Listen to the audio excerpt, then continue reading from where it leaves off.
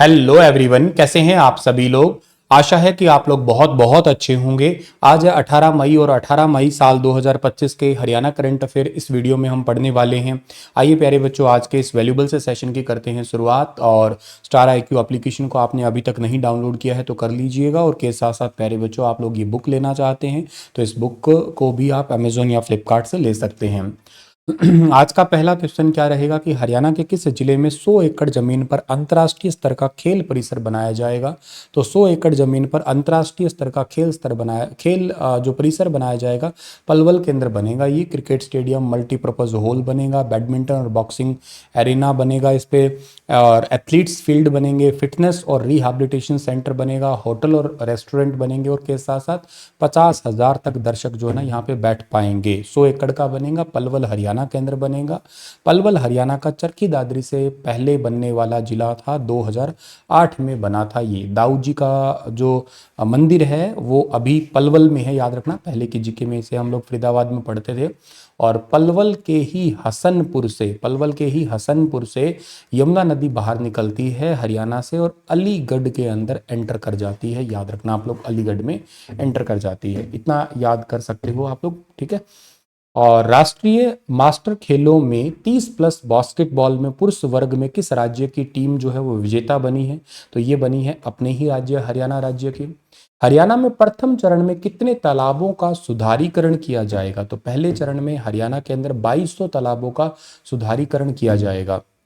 ये क्वेश्चन मैं आपको रिवाइज करवा रहा हूँ, ठीक है ना, क्योंकि वीकेंड है, संडे है। और दूसरी बात ये इंपॉर्टेंट है कि संडे के दिन बहुत ज़्यादा कुछ इंपॉर्टेंट न्यूज़ नहीं होती, तो सोचा कि आपको मैं क्वेश्चन रिवाइज ही करवा दूँ आज के दिन।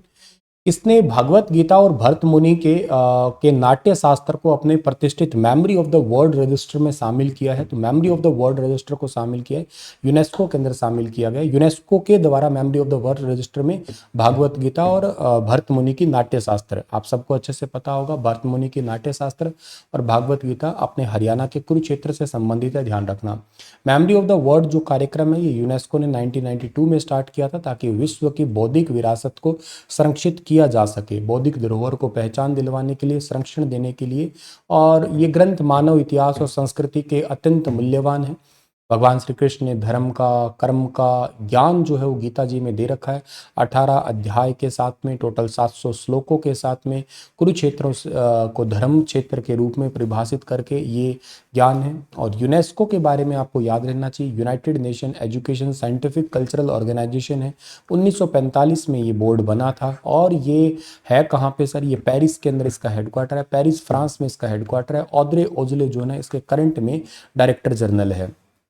हरियाणा में 3 से 6 लाख तक की आय वाले परिवार कितना वार्षिक अंशदान देके चिरायु स्वास्थ्य योजना का बीमा करा सकेंगे। तो टोटल जो है ना सालाना कितना, मतलब टोटल उनको सालाना 4,000 रुपये देने हैं।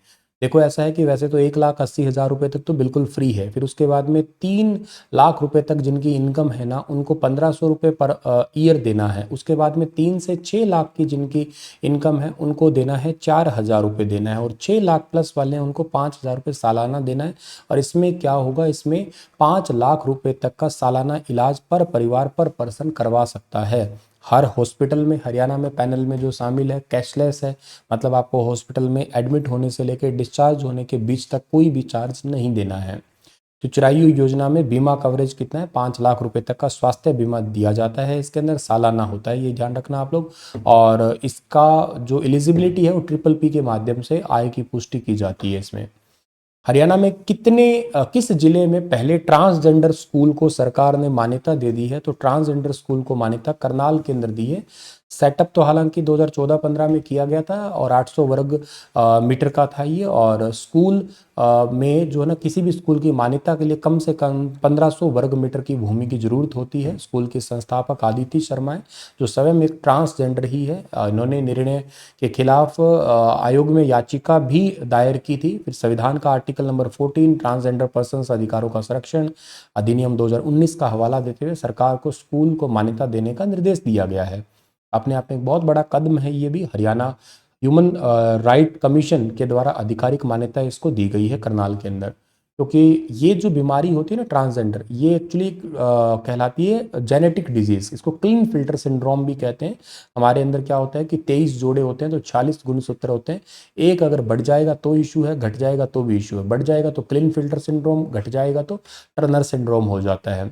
क्लीन फिल्टर सिंड्रोम जनरली पुरुषों में होता है, शरीर पुरुषों के आकार का होता है और एक गुणसूत्र ज़्यादा मतलब XXY हो जाता है। इसमें सामान्य तौर पे लड़का होगा तो XY है, लड़की होगी तो XX है। इस तरीके के हम लोग गुणसूत्र पढ़ा करते हैं, लेकिन इनमें XXY हो जाता है। XX का मतलब है लड़की जैसा बिहेव। देखो शरीर तो इनका पुरुषों जैसा रहेगा, बिहेव ये लड़कियों जैसा करते हैं। अक्सर तुमने देखा होगा कि ये किन्नर लोग जो होते हैं पैसा मांग रहे होते हैं तो ये वेशभूषा लड़कियों की पहने रखते हैं, बिहेव करते हैं गर्ल्स जैसा, बॉडी इनकी मेल जैसी होती है। वैसे इन पे कभी हंसना नहीं चाहिए क्योंकि ये जन्म से ऐसा हुआ है तो करके इनका मजाक नहीं उड़ाना चाहिए। मजाक तो खैर देखो कभी किसी का ही नहीं उड़ाना चाहिए, सभ्य होने के नाते तो यही एक सलाह है, बाकी तो खैर बात अलग है।